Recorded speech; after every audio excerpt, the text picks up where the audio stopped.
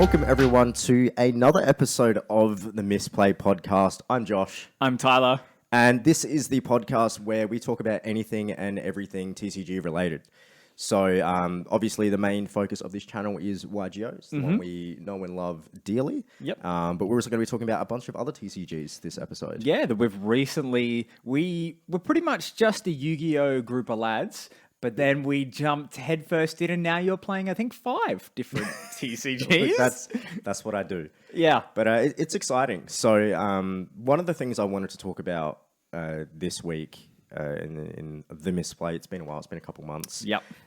Is the new one that we learned to play in Japanese. Yes. Wixoss. Wixoss or Wecross. I think it's Wecross. technically Wecross, but Wecross, as we say, sounds like a Wii Sports game. Yeah, so we are calling it Wixoss. We found out about this game. I found out about it through some random YouTube video back when we were looking up TCG and like card arts months and months ago. And we bought starter decks in Moon Runes and in Japanese, and we could not understand a bar of it. No. And we tried doing some duels, kind of fun, but it was very slogan sluggish because we were literally trying to translate every single card, every single effect, and learning a game we didn't know. And we sort of put it to the side and was like, we really enjoy it, but we don't think it's ever getting an English release. Yeah. And then, passed by a few months, it's like, wait, it's got an English release. Wait, it's out? Wait, it's been out for months? Looking on eBay for just English-related sellers and stuff like that. Because the last time we found sellers online was like some dude in Singapore or something. And they were hella expensive. And then I just saw a bunch of English stuff. So I texted you about it. And I think you were like, wait, what? I was so shocked. Yeah. Because I didn't think... Because there's a bunch of trading card games that never get English localizations because they're like, there's not the same market. And I was like, okay, Wixoss is definitely that. It's definitely a Japanese game for the Japanese audience. It's here. It's in English. We were blessed. Yeah. So I got a couple booster boxes. I uploaded one of the booster box openings to the channel. Thank you to everyone that watched it. Pulled some decent pulls. So in that box, I pulled like a $45 card, and then other box that I didn't film, I pulled a $150 card, which is real disappointing. But then you and I recently just bought a starter deck each. Yeah, so we've gone all in. We're getting a box together. And we've bought a starter deck each. So we'll have another box opening for the channel, and we'll have some duels when our starter decks come in. We're pretty much going all in. All in, because we love the Jap. Like what other TCG have we learned to play in a different language? Exactly. Right? You know it's commitment when you learn to play a game in a language you do not understand a fucking word of. Yeah. So we're excited for it. We will do some live duels. Yep. Have you decided what colors you're going to build? Because I'm going to do white and purple now. I'm leaning blue-green. Blue-green. Okay. But we'll see, But yeah, typically I lean green in a lot of games. Like, Digimon, which we'll get into later, which I'm leaning towards green and yellow. So, but yeah, I'm leaning blue-green so far. But I think it depends on what happens with the box. Yeah. Obviously, we've started to get a bulk collection of the cards you've got. So we'll go from there. Go from there. I'm excited for it. I know there are different rules in place. Yeah. Because there were like different formats previously, and I think it's been condensed right now. So the current ones with the structure that we're going to have assists, L-rig assists. Yes. So that's different from the format we played. I don't even remember what we played like a key format. I believe key it was. format, yeah, exactly.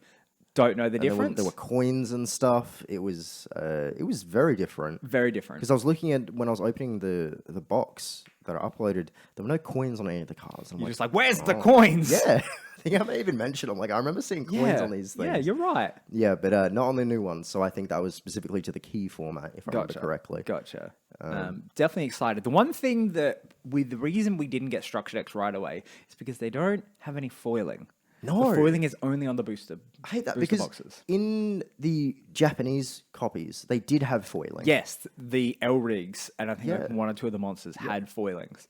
And cool. The foiling in Wixoss is incredible. It's one of my favorite foilings I've seen in a TCG. So kind of disappointed the starter decks don't have foiling. But for the sake of us actually learning to play it again, and then doing live duels, like you said, like that's going to be super, super exciting. And I'm just, excited to... It is basically going to be relearning it because it is a different format now. 100%. And I don't really remember any of it, apart from L-rig. the term I remember Elrig. Elrig, which is just girl backwards. Oh, yeah, it which is, isn't took it? forever for us to Yeah, realize. yeah. Yeah, because That's I thought fucking Elrig dumb. sounded cool, and then I think we were mid game one time, and you said, "This is just girl backwards," which makes sense. Yeah, because they are just little anime ladies. Yeah, and I remember like Signy is the monster, but then Yeah. they're like, admittedly, before we move on from Wixoss, the playmat design, the board layout, that sucks.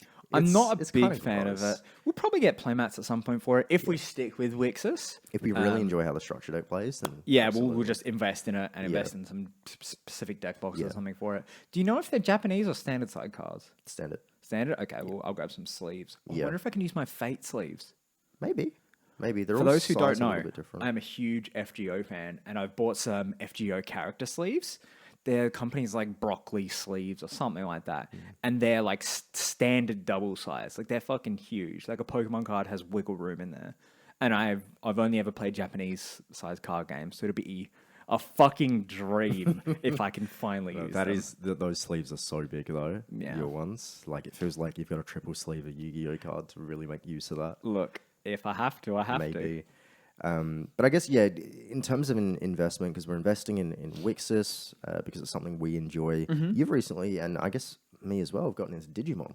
Yeah, you and our good buddy Adam started playing the Digimon card game, and I was like, I was a bit tossing and turning. I didn't really care for it. Then I watched you guys duel, and I was a bit more interested. So, like, how did you guys start on it? Well, Adam, God, when Digimon got announced in, I guess, the West as in an the English card release. game. Yeah, the card No, game. Sorry, not the no. The Tamagotchi. TCG. Adam, like, he was on it right away. He was like, do you want to get into this? Do you want to get Because Adam and I used to play Final Fantasy. We played a bit of Dragon Ball Super. I loved Final Fantasy. I didn't like Super. Him and I actually were the ones starting to build YuGiOh stuff before you tagged along. But he never really played. And I feel like we played something else potentially. But Adam and I have always like dabbled in card games. Final Fantasy probably being the biggest one between the two of us. So he was kind of intrigued with Digimon because obviously we all watched Digimon growing up. I don't like the card design. I still kind of don't. I think it's kind of like C tier card design. But it's really unique. Like, I would like to do a video on how unique Digimon is at some point because they're fun to do. But I guess going over it, you know how like every deck, every TCG has a resource management of some sort. Usually the most common is like a mana system or a land system. Final Fantasy had a rune system. And they all kind of work the same. You know, Pokemon has the energy system. This has a memory system, which is nothing like any of those. That's part of the reason I'm interested in it. The memory system, for don't know, is you at the start of your turn, you start at 3, is it? Yeah, so at the start of the game, it starts at 0, I believe. And then as soon as the memory count goes over to your opponent's side, you have to end your turn once all the trigger effects have ended. It's so good. So it forces you not so much to resource... Well, you do have to resource manage with the memory count that you've got. Most of the time, you will start with 3 at the start of your turn, depending on how the opponent has ended.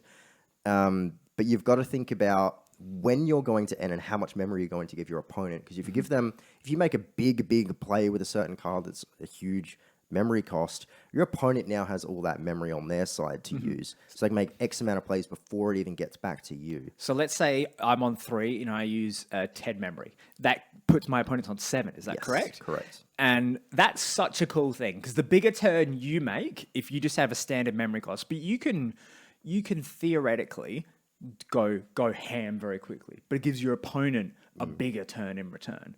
So it creates this very interesting back and forth tug of war. And it's created that naturally through the card design, as opposed to like right now, YuGiOh in our format feels a bit like there's no tug of war a lot of the time, especially in competitive as well. There's no tug of war. It's like your turn, I'm all in, it feels one-sided, and then a lot of duels feel one-sided, but Digimon, it feels sort of, you go, then I go. Like, it's very... Yeah, and obviously, you can be skilled enough to the point where you're really giving your opponent the least amount of resource, but you're still making the maximum plays. Oh, yeah, obviously. So, like, the best players will figure it out. But yeah. But it's real interesting. When you look at someone play Digimon and actually looking at the counters move, it makes no fucking sense. No. Every time I've watched Digimon before I actually started playing it, I'm like, I don't understand what all this moving back and forth between these two cards mean. But it is just a memory thing. It's actually super, super simple. Very simple. It's it's enjoyable. I love how unique it is. And then on top of that, you've got the inherent effects, which are also super unique. Like the fact, it reminds me of some of those like really niche XCs. Like Zodiac's kind of did this, where you can make an XC's monster with certain materials, and depending on its materials, you get certain effects. Yeah, so sort of build your own boss. Yeah, that's kind of what Digimon is. The inherent effects, it was weird getting my head around it because a card that lists the inherent effect doesn't actually have that effect. It's the Digimon that evolved onto it gets that inherent effect. So it's neat. I really enjoy it. Like when I played Adam last week, he was playing the black one, like just the structure deck with some added cards in, and it revolved around blockers, and a lot of his inherent effects were blocking. And it was really frustrating because I couldn't do shit because his tamer also stopped it from being tapped. So he just blocked. I couldn't do anything. But it's because of those inherent effects. They're really, really unique. And those are the two things, you know. Unique resource management and the inherent effects are something that I don't see in many other TCGs. Absolutely. Like it's part of the reason where I wasn't interested before, but now I'm like, yeah, I'll buy a structure deck. You know, I'm willing to dabble my feet in because like you, I don't care for the card design. You know, I love Digimon growing up, but the main reason I'm jumping is it's two unique things. Yeah. Unique resource and high praise, I think, I guess coming from the both of us, because we don't like the card design. No. But I guess you haven't played yet, but me playing, I like how unique it is to the point where I'm willing to look past the card design. Yeah. And you're more of a stickler for card design than I am. Absolutely. So it's high praise. I'm excited to dabble into it. Because I mean, like, speaking of card design, the Grand Archive, which there will be a video up by the time this is up. Yeah. What sold me on that, you found that somehow, is just the card design. Yeah. So Josh, myself, and Adam I was pissing around on YouTube last week looking up TCGs because we were talking about it, and I found this people. I think it was just Red Zone Rogue talking about Grand Archive, and I was like, "What is this? I've never heard of this." And I'm always looking for new stuff that I've never heard of. It's how we came across Wixoss, and we found it was a Kickstarter. And we pretty much, when we found it, had 8 hours left on the Kickstarter. So we needed to make a decision essentially like that. Because I wasn't going to see you, I only see you like once a week. And we don't even talk that much during the week. So we sort of needed to make a decision right then and there if we were going to back it. Yeah. And we looked at the videos and I'm like, it looks all right. And you saw the card design and the card art and you fell in love with it. Yeah. I'm cool with it right now. But you just like that. Wholeheartedly, it is my all-time favorite card design, and I mean that wholeheartedly. It is high fucking praise. Yeah, like I hope, for reference, if you guys haven't seen the Grand Archive video, because I'm super, super ecstatic about it. Yeah. Super excited. It is just Western card design with anime artwork, but it does have some uniqueness to it. So I've looked into a lot of how it plays. We will be doing a print and play soon. Yeah, so we've gone in, we've backed it. We're getting a box, 2 structure decks. Yep. So that's really exciting. The structure decks will get here in like April, May. Yeah, it should be April, May. Yeah, because they're sending them out in March, but they're in the US, we're in Australia, there's a bit of delay, so and so. So we'll be doing a print and play, getting some duels up. Then we get the structure decks in April, May. And then towards the end of the year, the box will come out. Do a box opening. But yeah, we're really excited for this. Yeah, and like I've looked into a lot of it. The creators of it, it's 2 to 3 dudes, mainly 2. They like all play a plethora of TCGs. One of them is a big YuGiOh fan. They all like anime, obviously. So they've. I think it's always a good thing, regardless of what medium. If you're a fan of that medium or that hobby, you're one of the best people to make it. Yeah. So I'm excited for it. Some of the unique things about it, and this is actually something that I'm super intrigued by. So I can't remember the exact terminology because obviously the game's not out yet, and I only can watch so much. But so you've basically got like an extra deck kind of thing, similar to Yu-Gi-Oh! And at the start of the turn, you can pay cost from your previous turn to activate something from that deck. So yeah, kind of like an extra deck. But the very start of the duel, so you know how usually most TCGs draw 5 cards, 6 cards, 7 cards, start the duel, done or game. This one you don't. You pick a level 0 card from that extra deck to play on the field, and you draw the amount of cards depending on that effect. So right now, most of them are generic. It just says like effect, draw 6 cards. Yeah. You know, and that's how you start the game. But the fact that it states effect, draw 6 cards means to me, or implies, that later down the road, there'll be one say maybe draw 5 cards, but you get an additional effect or something. Draw 2 cards, but so and so and so. But win the duel in 3 turns. Yeah, you know? like there'll be something crazy of they can really play around with that. And that's really, I didn't know about that. It's really unique is they're creating a TCG that is playing with the hard set rules of a trading card game. Yeah. It's because most trading card games, it's you draw 5 or 6 at the start, but this is the first one that's sort of, okay, flip that. Why are we forcing players to draw 5 or 6? And I think it absolutely, it's super unique. And I think it lends into the fact, like, you get the Lords, or like the main boss monster of the deck is in the extra deck, and you level it up. So you get your level 1 on the 0, and then level 2, level 3. And I think because that card is like a spirit card. So depending on the kind of character that you're building the deck around, obviously you should be able to get different effects in the way you play. Like an Elrig. Yeah, like an Elrig, you know? And I think that's just super, super neat. So they've, like you said, they've really taking hard set rules with TCGs and just flipping it in a good way. Yeah. I'm excited about it. The other unique thing about it is actually its resource management as well. This is super unique. I've personally not seen a TCG do it. Final Fantasy does ones where you've got to discard cards from the hand and they count as, I believe it's runes, and that's basically just mana. You know, I think 1 card counts as 2 or something. I don't know. This one does something similar, but also super unique. So for it to play a card with cost or something, you have to choose cards from your hand, pop them face down in, I guess, the mana zone. Okay. And they can't be touched for the rest of the turn. Okay. And then come your opponent and say, I put 4 cards down from my hand. Those cards can't be touched by me for my turn. Yeah. Get to your turn. You do have cards which can remove those cards. There are specific effects. Because then come back to my turn, there's a phase which gets the remaining cards back in my hand. Interesting. So you're sort of risking it. Yeah, it's kind of making them vulnerable. And you obviously, the cards that you want to use, you may have to use as resource. Yeah, interesting. It's unique. I like that. As in, why are we making players either play land or forcing to gain mana each turn? Why not have them risk a lot of cards to get more on the turn after? Like Yu-Gi-Oh! Trap. Yep. Traps used to be the thing with Yu-Gi-Oh! Traps is they used to be very strong effects, but they had to sit for a turn, so you had to risk them. Yeah.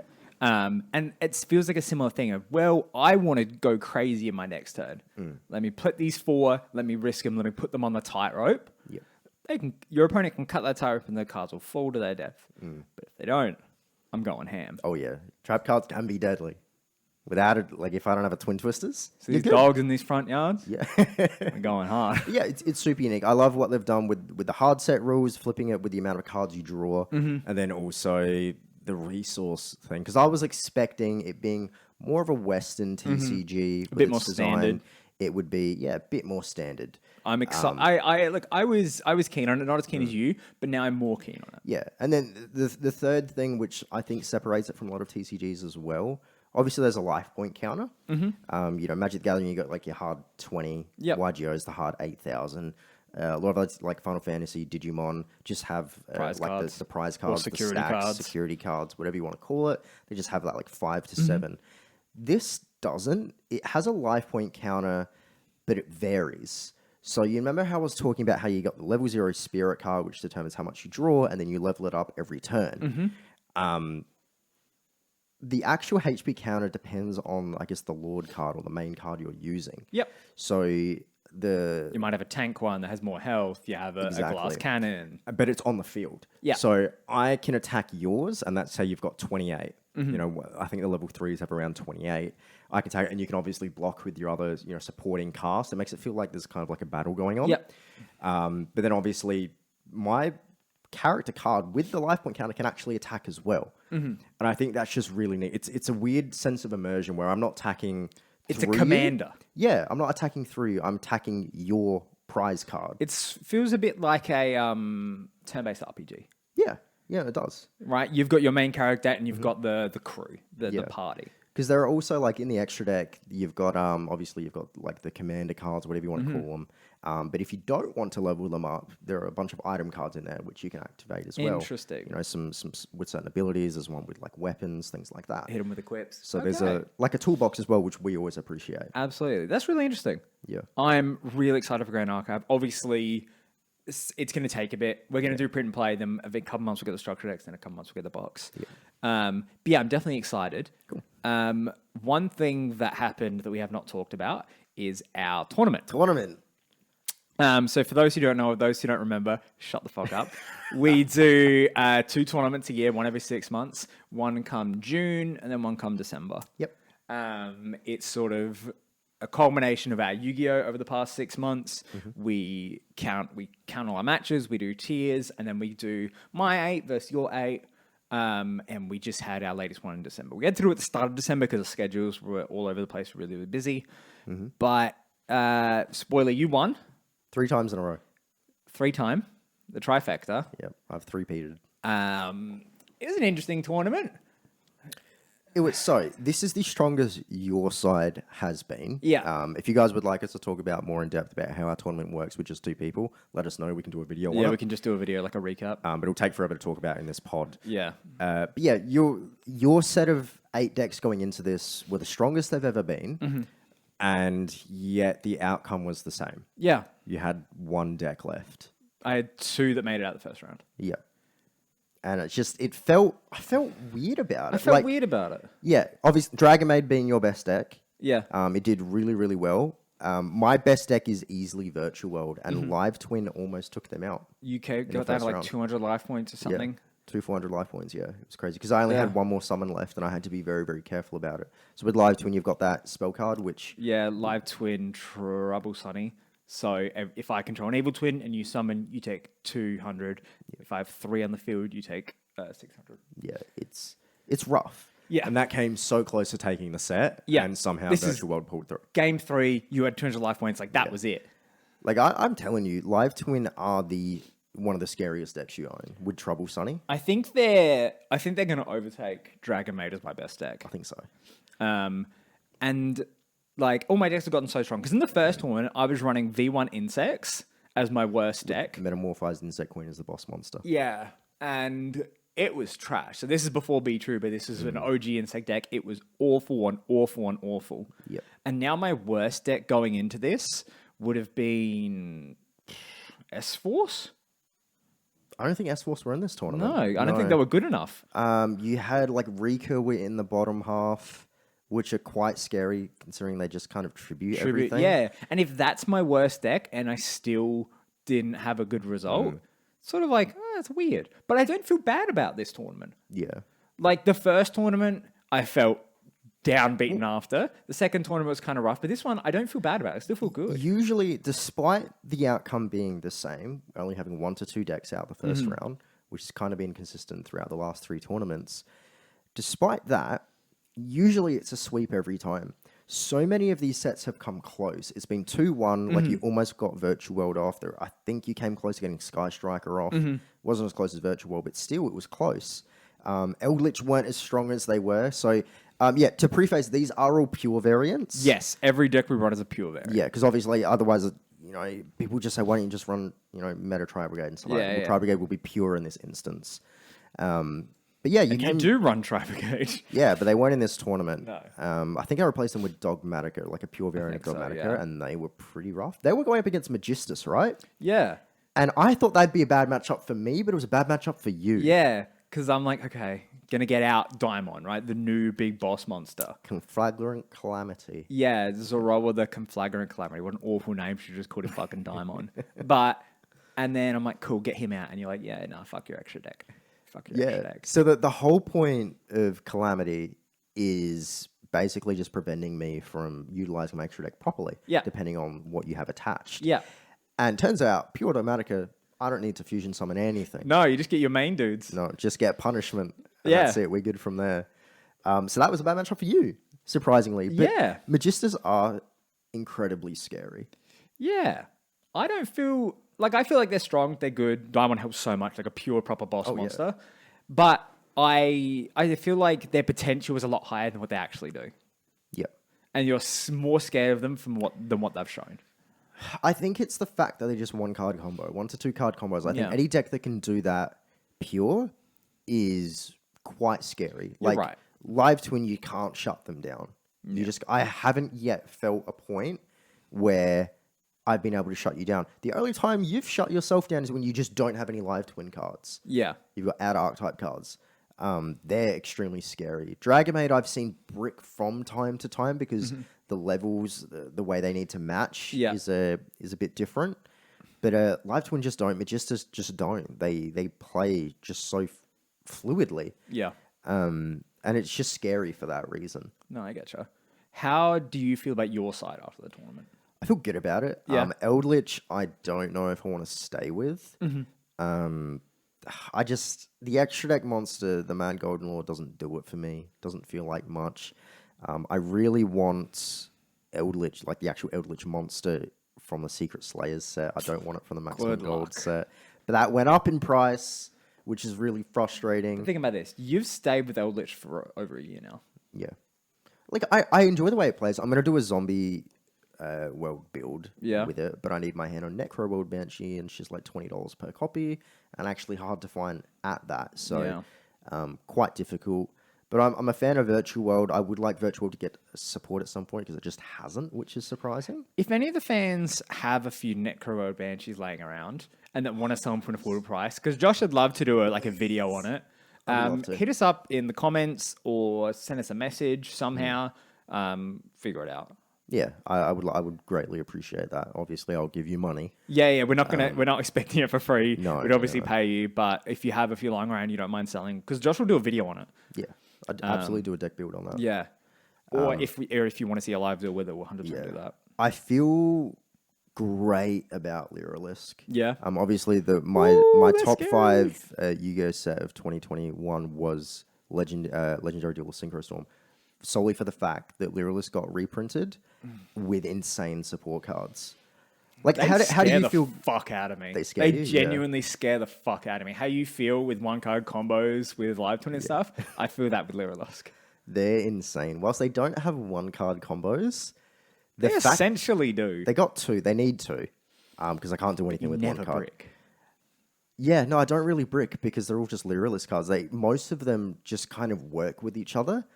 But I think it's the fact that, like, I can just make my shit immune to anything and I don't take damage for a whole turn, and I'm Gucci. And I think that's a really frustrating thing to deal with. Like, and the fact that I can just OTK as well, the fact that I can just once per turn bounce. Yeah, that's the scariest. And people will say, oh, why don't you just Dark Ruler no more? Well, I can't run 3 Dark Rulers and more in every deck because it's pure and we build one deck to face every deck. So a once per turn bounce. Because typically our decks can play through 2 interruptions. Yes. 1 to 2. If you can play through 3, that's a really good deck. And you can do 2 bounces in a turn easy, just off 1 card. Yes. Yep. And you typically might have a trap card as well. Yeah. So you typically have 2 to 3 interruptions. You know what's crazy? To stop 90% of decks in their tracks. Absolutely. They are terrifying. I'm not going to say otherwise. The interesting thing though is I had an Ensemble Robin, the bounce card, against Live Twin, not in the tournament, just outside of the tournament. And I bounced you 3 times. Yeah. And you still played through that shit. And it was like 4 interruptions that turn. You still played through it. That's how terrifying they are. I literally had the perfect hand to play through 4 interruptions. With Live Twin, I can play through 3. If I have the right cards, I can play through 4. Playing through 3 interruptions is good if you can still make her on board. Like, I was playing Starry Night last night on EDO. By the way, EDO on a fucking tablet, that's it. I love it. I love it. You can just ding, ding, ding, ding. Ding, ding, ding, ding. It's beautiful. But I'm playing Starry Night. They can play through pure, it feels like max of 2 interruptions and still make my board, which is quite good. It's come a long way from where we started, but it feels like that's where they're hindered. And a lot of decks can't play through more than 2. That's not a unique thing with Starry Night. But the fact that I feel like Live Twin can easily play through 3 is pretty insane. Yeah, they're a good deck. Yeah, like I don't have many decks that be able, like Virtual World obviously can play through 3. But like, what decks would you have up there that can play through as many as Virtual World and Live Twin? Magistus. Yeah, Magistus. That's true. They can utilize the graveyard. Anything that's like 1-card combo, sometimes a 2-card combo. Dragon Maid can. It's a lot tougher, but they can play through 2, sometimes 3. I would say I'm 6M. 6M are scary. I've only really just started playing them. I want to say, and you might disagree because it hasn't done too well in our format, but Dark Lords can play through quite a lot of interruptions. They can. We just saw before as they first against Prankids. Prankids. Yeah, you played through 2 to 3 interruptions. Yeah, and you don't need much for a board with Dark Lords. No, it's like 1 card and a trap. Yeah, but I think I definitely need to work on Dark Lords. I need to build Lucifer or what is it, the first Dark Lord in TCG. I need to incorporate him in more. And really get him going, because right now I'm struggling to manage life points. Super fun deck, but it's another deck which is surprisingly definitely on the lower tier, but can play through quite a lot of interruptions, which is weird. Yeah. And maybe that's how you feel, because you weren't like. How do you feel about Magistus as a whole? Probably the same way you feel about Dark Lords. I thought so. Yeah. Because I think they're scary, but you don't ever like to talk about them super high. Like I talk about them. They haven't had the success that you talk about them, like that potential. Like, potential is a scary word. Yeah. Because I feel like if you don't hit it, it's worse than never having it. And I never feel super in control with Magistus. Yeah. Which is weird. That is weird. Because I always feel in control when I'm playing Dragon Maid or Live Twin. But never with Magistus. Interesting. I guess before we get this podcast too goes too deep, long. yeah. The one thing I did want to talk about is some of the upcoming stuff and stuff you're looking forward to, whether it's brand new or your decks. Yeah. Obviously, Grand Creators is dropping this month. Yeah. You're going to build Punk and Brave Token potentially. I'm building Exorcisters. Yeah. We just saw the new reveals for the deck build set after. Ooh. You gave me first pick because you had first pick on Grand Creators. Yeah. I'm going for the waifu. Yeah, but what's it called? You know, like not a Colosseum. Labyrinth. Yeah. Like a labyrinth final boss sort of thing. I tossed up between the waifu and the weird like rune zombie fiend monster looking thing. Went with the waifu. Surprise, surprise! If you know me. But yeah, I'm excited for that. Obviously, Ghost Trick's coming out. Ghost Trick support coming out soon. S4 support coming out soon. Vampire support coming out soon. So many of your decks. So not only new decks, old decks coming back. Because I was talking about when I was doing that the top 5 list of 2021. I was talking about Burst of Destiny and why that was on the list, because it finished so many decks off with its boss monster. Yeah, and you're now kind of getting the same level of support with, Ghost Trick, Vampire finally, because Voivod or whatever doesn't work as well as you card hope. Sucks. But yeah, I'm getting like 3 Vampire cards, 3 to 4 Ghost Trick cards, 3 to 4 S-Force cards. That's wild. And the S-Force cards are really good. They're really good. All of them are really good. Yeah.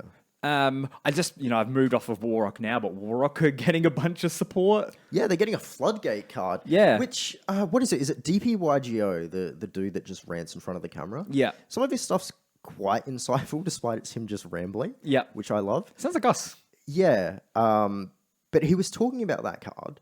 Now, online, I don't remember. Here's a photo of it because I can't remember what it's called. But it's a Floodgate. And it's quite good for Warrock. But it actually has... It struggles with synergy with Warrock. So the fact that Warrock, all these special summon effects you get at the start of the battle phase. Yeah. Okay? In order to get this Floodgate off, your opponent needs to control a special summoned monster. Yeah. And you need to control a level 7 or higher Warrock monster. Yeah. Okay? In main phase 1. Now, you don't get to special summon until the battle phase. Yeah. Why the fuck did they do that? That doesn't make any sense at all. Like, it would have been nice. Does it not stop them during their turn? That's the point. Now you're a go second thing. But if you'll go second, your opponent's already set up the board. If you're going first... Warrocks will go first. You don't have the battle phase to use going first. True. There's no synergy there. So he was going on about that, and I'm like, you know what? Whilst this is a good card on paper... Yeah.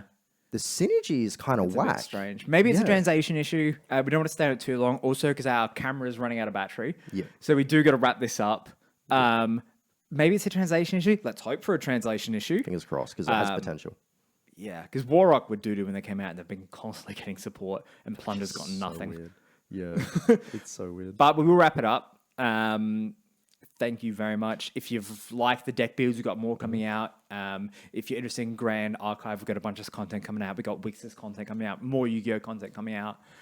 Stay tuned for this channel, and yeah. Yeah, stay tuned for the live duels. We've got some EDO stuff coming out as well, which we're super excited about.